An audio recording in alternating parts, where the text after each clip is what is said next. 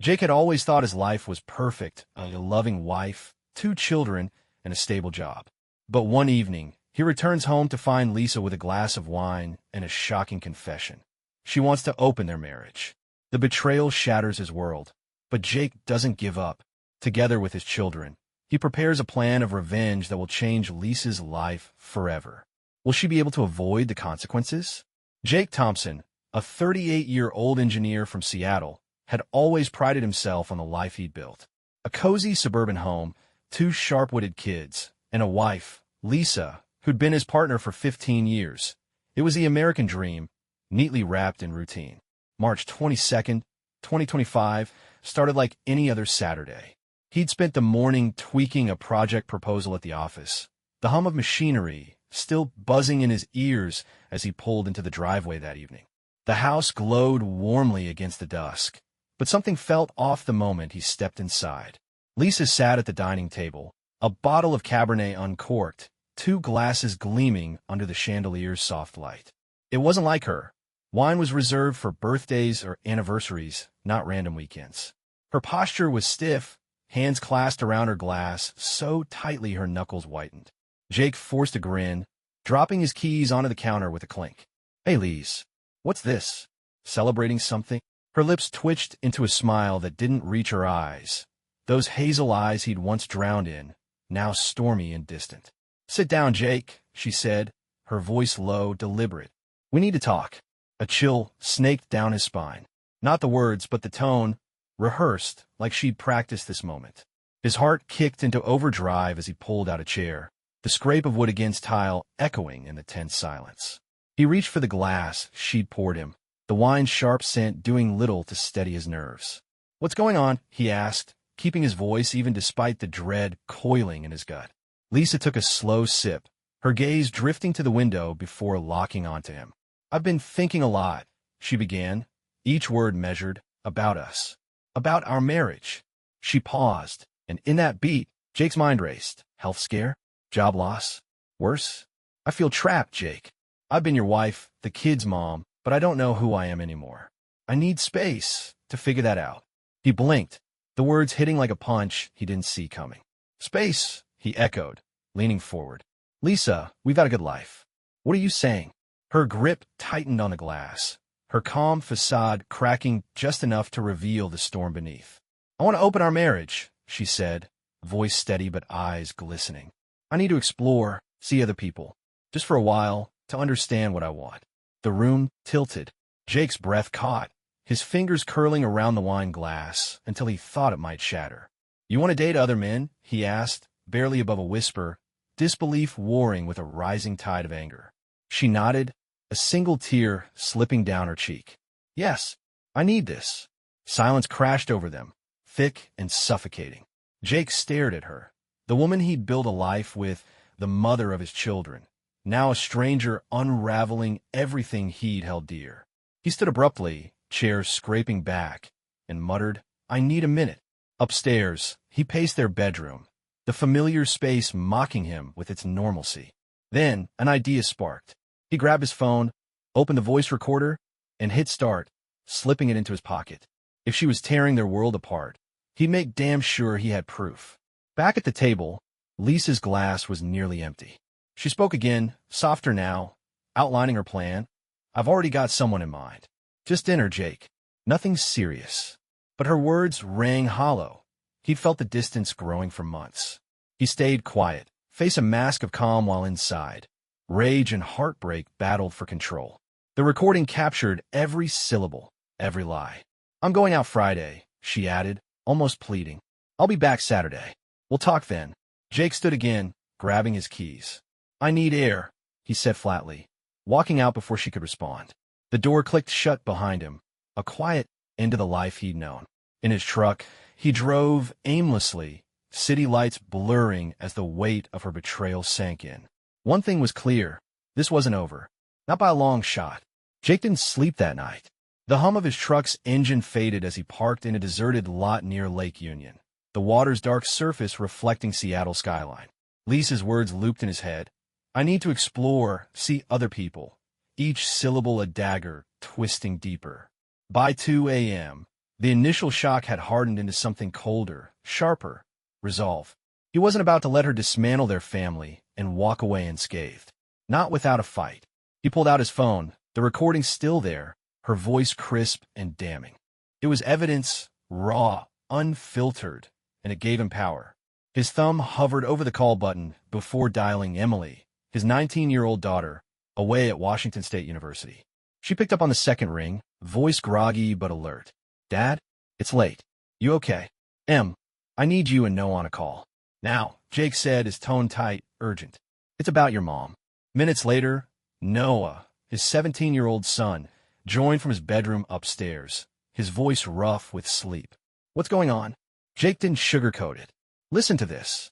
He played the recording, Lisa's confession filling the line, her calm request to open their marriage, her plan for just dinner with someone new.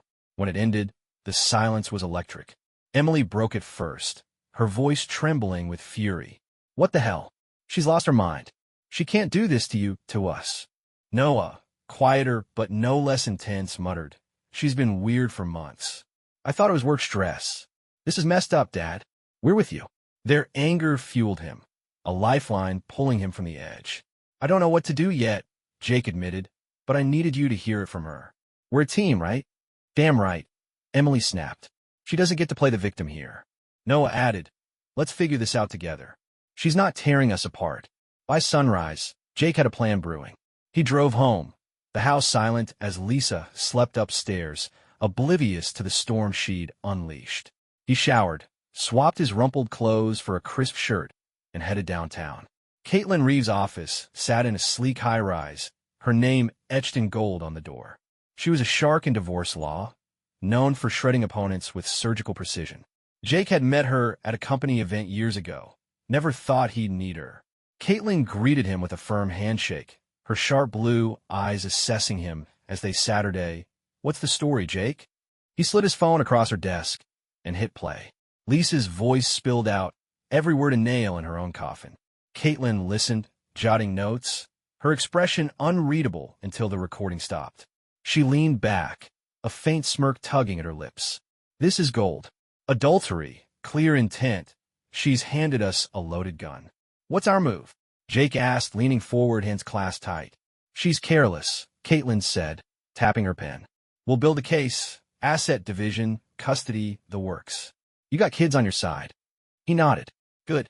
Their support strengthens your position. Bring me more texts, emails, anything. We'll bury her." Jake exhaled, a weight lifting. "I want her to feel this, Caitlin. She's not just betraying me. She's betraying them too." "We'll make sure she does," Caitlin replied, her tone clipped, confident. "Start digging. She's already slipped up once." Back home, Jake enlisted Emily and Noah. Emily, tech-savvy from her comp sci classes, hacked into their Wi-Fi logs. Nothing illegal, just clever, and found Lisa's late-night searches, open relationships, dating apps. Noah, meanwhile, overheard her on a call, giggling with a guy named Kevin, a coworker Jake vaguely recalled from her HR job. "She's already started," Noah reported, jaw tight. "She's meeting him Friday." Jake's stomach churned, but his resolve hardened. "Then we've got 3 days," he said, voice low. "Emily, see what you can find on this Kevin." "Noah, keep your ears open. We're not just reacting, we're striking back." As the kids nodded, fierce determination in their eyes, Jake felt a flicker of pride. Lisa thought she'd blindsided him, but she'd underestimated them all. The game was on, and he was playing to win. Jake spent Sunday in a haze of coffee and adrenaline, the house a war room as he, Emily, and Noah pieced together Lisa's betrayal. Seattle's gray drizzle streaked the windows, mirroring the storm brewing inside him. The recording was their ace, but Jake knew they needed more, something to turn Lisa's smug confidence into a trap of her own making. By noon, the kids were in motion, their anger sharpening into strategy. Emily sprawled across the couch, laptop glowing as she dug into Lisa's digital footprints. "She's sloppy, Dad," she said, eyes narrowed. Her phone synced to the cloud. Texts, pics, everything. A few clicks later, she froze. "Holy crap. She's been messaging this Kevin guy for weeks. Look at this." She turned the screen.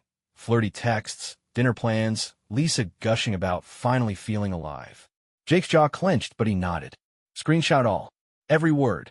Noah, perched at the kitchen counter, scrolled through Lisa's work calendar on their shared family app. Her password unchanged, a rookie mistake. She's got team drinks marked for Friday, but it's just her and Kevin. She's covering her tracks, but not well. He paused, frowning. Wait, Kevin. Isn't he that loudmouth from her Christmas party? Married, right? Jake's memory clicked. Yeah. Smug bastard, mid-40s, bragged about his boat. Lisa said he was harmless. A bitter laugh escaped him. Guess not. Emily grinned, a glint of mischief in her eyes. Let's test that. I'll catfish him. Before Jake could protest, she created a fake Instagram profile. Sarah, 22, yoga enthusiast, and slid into Kevin's DMs with a breezy hey, saw you at the gym. Within an hour, he bit, flirting hard. He's a sleaze, she reported, typing furiously. Says he's leaving his wife soon for someone special. Bet that's mom. The twist hit Jake like a freight train. He's playing her too? He paced, mind racing. If he's lying to Lisa, we can use that. Flip it on both of them. Noah smirked. Mom thinks she's in control, but she's just his side piece. That's gotta sting. Keep him talking, Jake instructed Emily. Get proof he's married, something solid. She nodded, baiting Kevin with sob stories about needing a real man.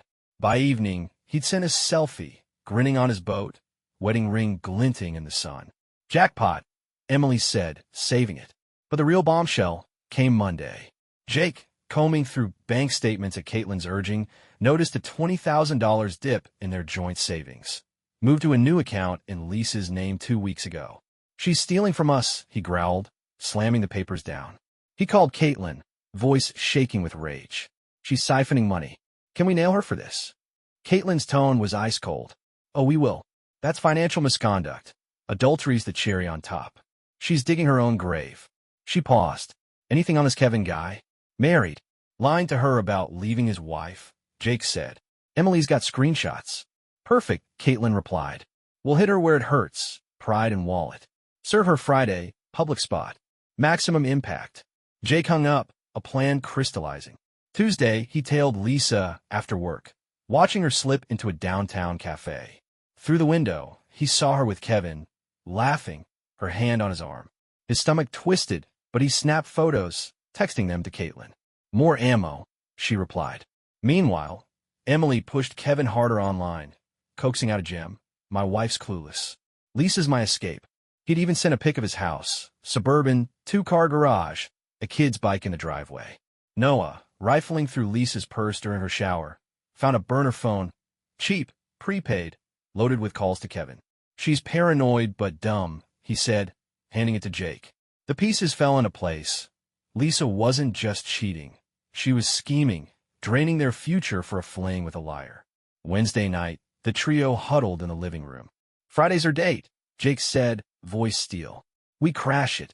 Noah, you'll serve the papers. Emily, tip off Kevin's wife, Mary Ann, right? Get her there. I'll watch Lisa's world burn. Emily grinned. She thinks she's winning. She's got no idea.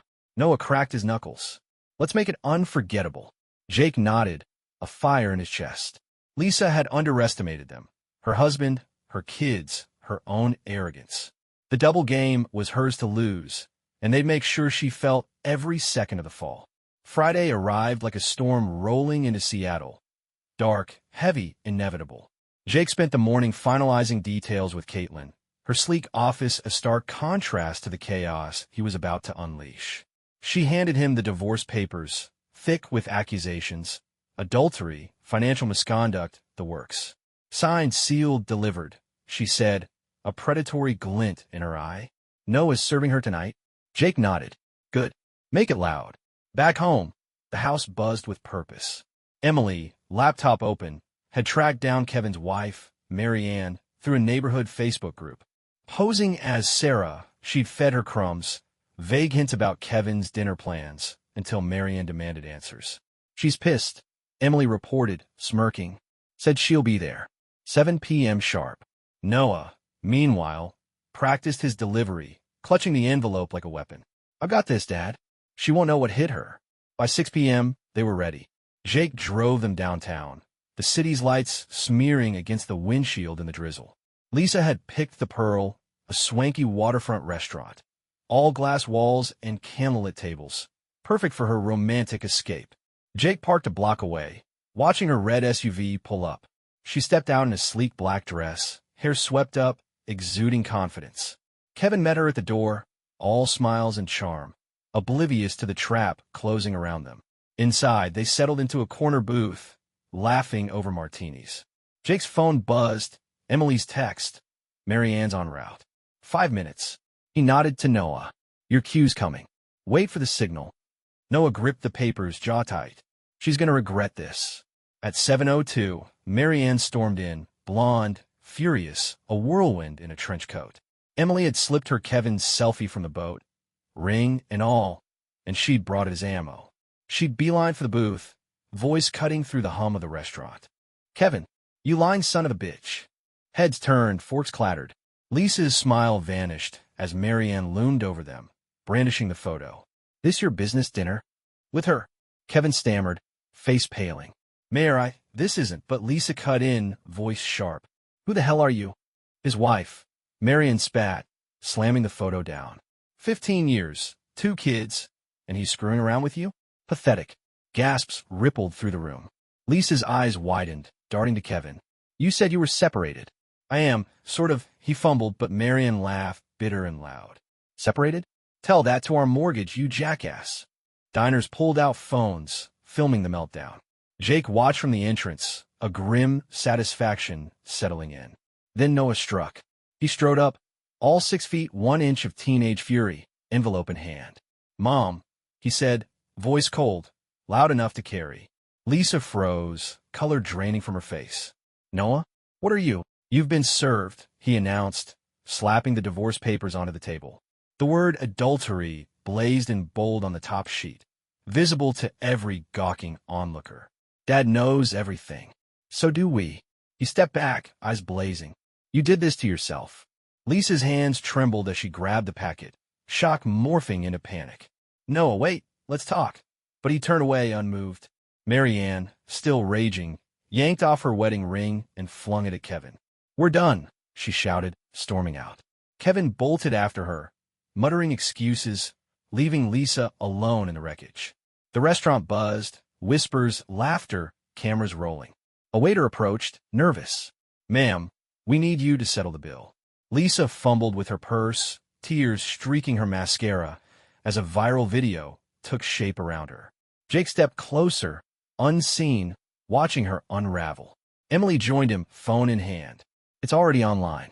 10,000 views in 10 minutes. Good, Jake said, voice low. Let her feel it. The papers listed everything. Her affair, the $20,000 she'd siphoned, his demand for the house and custody. Caitlin had timed it perfectly. Lisa's freedom had lasted less than a week. As they walked out, Noah glanced back. She looked broken, he said, almost soft. Jake nodded. She broke us first. The night air hit them, cool and sharp, carrying the weight of victory. Lisa's reckoning wasn't just personal. It was public, permanent, and entirely her own doing. The fallout hit like a tidal wave. By Saturday morning, the video from the Pearl had exploded online. 500,000 views, comments shredding Lisa as the cheating wife and Kevin as the sleazy husband. Jake woke to texts from friends, co-workers, even his barber. You okay, man? He didn't reply. Instead, he brewed coffee, the house quiet without Lisa's presence. Emily and Noah crashed on the couch, exhausted but triumphant after last night's ambush. We did it, Dad, Emily mumbled, half asleep. Jake nodded, a faint smile breaking through. Yeah, we did. Caitlin called at 9 a.m., voice crisp. Court set for next month, but this is a slam dunk. Her affair's public, the money's traced, she's got no leverage. House, custody, most of the assets? Yours. Jake exhaled, relief washing over him. And the kids? Noah's 17. Emily's an adult. They've already picked you.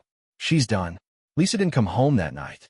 Jake had changed the locks Friday afternoon, her belongings boxed and shipped to a storage unit near her sister's place in Tacoma.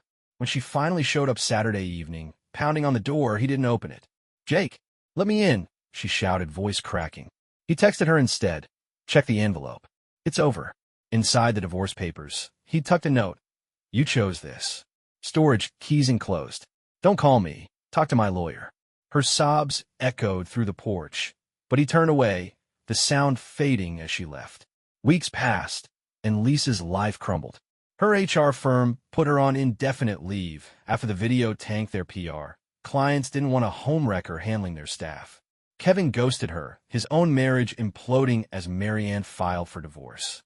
Alone in a cramped Tacoma apartment, Lisa scrolled the footage obsessively, each view a fresh stab of regret.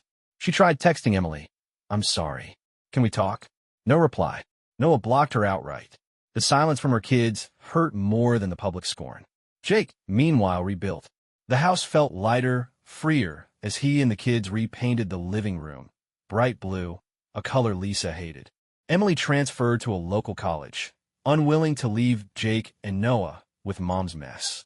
Noah threw himself into soccer, his teammates ribbing him about the viral takedown. Jake even started running again, the Seattle trails clearing his head. One evening, over pizza, Emily grinned. "We're tougher than her, Dad." Noah nodded. "She thought we'd break. We didn't." Lisa's reckoning deepened with time. Jobless, she took a cashier gig at a gas station. Humbling, but it paid rent. Therapy came next, forced by the weight of her isolation. In raw, tear-soaked sessions, she dissected her choices, the affair, the money, the arrogance. "I thought I deserved more," she told her counselor, voice hollow. "I lost everything instead." She wrote letters to Emily and Noah, longhand apologies owning her selfishness, no excuses. She mailed them, expecting nothing. Months later, a reply came. Emily's note was short, cautious. "I read it. Still mad, but maybe coffee someday." Lisa clutched it, a lifeline. Noah stayed silent, but she kept writing, hoping. Redemption wasn't forgiveness. It was accountability, a slow climb from the ashes she'd made. By spring 2026, Jake had moved on. The divorce finalized in his favor. House, savings, Noah's custody, leaving Lisa with scraps and shame. He started dating again, a quiet woman from his running group, her laugh a balm to old wounds. One Sunday, he, Emily, and Noah hiked Mount Si, the view stretching endless above the city. "Stronger together," Jake said, echoing a caption he'd posted online. A photo of them grinning. Lisa's absence a ghost they'd outrun. Lisa saw it from her dim apartment, tears falling. She'd gambled her family for a lie, and the cost was total. Yet, in therapy, in those tentative letters, she found a flicker of purpose, not to undo the past, but to face it. Jake and the kids thrived without her, a unit forged in her betrayal. She'd lost them, but they'd won each other, and that, she knew, was the truest consequence of all.